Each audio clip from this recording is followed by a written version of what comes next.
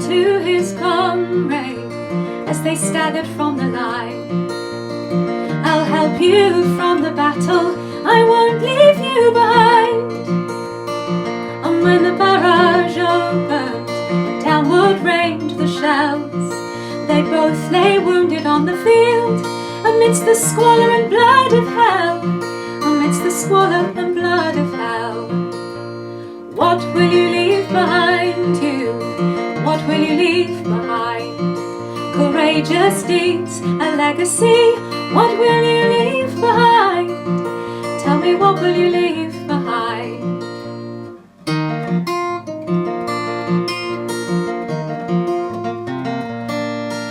Said the soldier to his comrade as they lay in hospital beds, I know this stop will be my last. I know this wound means death. I have no sons or daughters, no wife to take my name. So take my kilt to Ulverston. May it go with you safe ways. May it go with you safe ways. What will you leave behind you? What will you leave behind? Courageous deeds, a legacy. What will you leave behind? Tell me, what will you leave behind?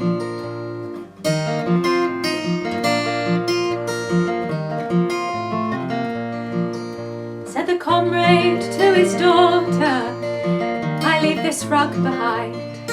May it warm you through life's journey. May it warm you through cold nights.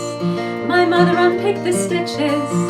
She pulled out many threads, and from the kilt she made this carriage rug to remember a soldier's death, to remember a soldier's death. What will you leave behind you? What will you leave behind? A carriage rug, a tablecloth. What will you leave behind? Tell me, what will you leave behind?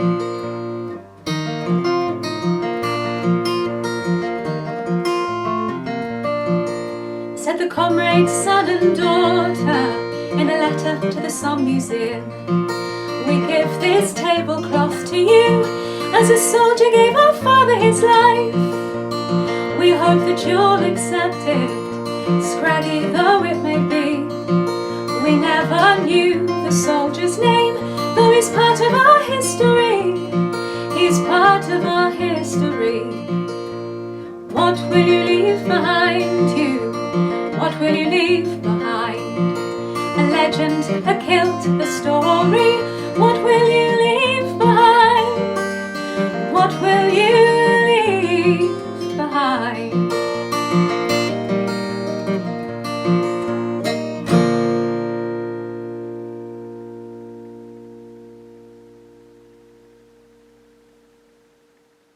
I wrote the song What Will You Leave Behind after a battlefield tour to France and Belgium to visit some of the sites of the battles of the First World War.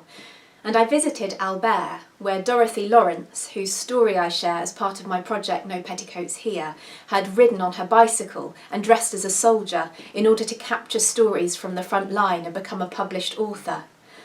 And it's also the place where I first came across a portrait of Louise de Bettigny, the French spy who had worked for the British and whose story is also shared as part of No Petticoats Here. I visited the Museum of the Battle of the Somme in Albert, and it's there that I saw the kilt and a letter which was written by a brother and sister who had donated the kilt to the museum, and they tell the story in the letter of the kilt's transformations over time. The soldier who was given the kilt was from Ulverston, and after my trip to the battlefields, I went to Ulverston and found that Ulverston is twinned with Albert. When I contacted the twinning committee for Ulverston, they told me that this had been entirely coincidental. What really fascinates me about the story of the kilt is the idea of the ultimate sacrifice from one soldier giving his life to save another. It also interests me that passing on stories is something that I do in my work as a singer, working with folk songs and the folk tradition. And I'm really interested in that idea of recycling items and stories. the idea of the legacy of an act or of a deed or of a story. And the First World War continues to fascinate me.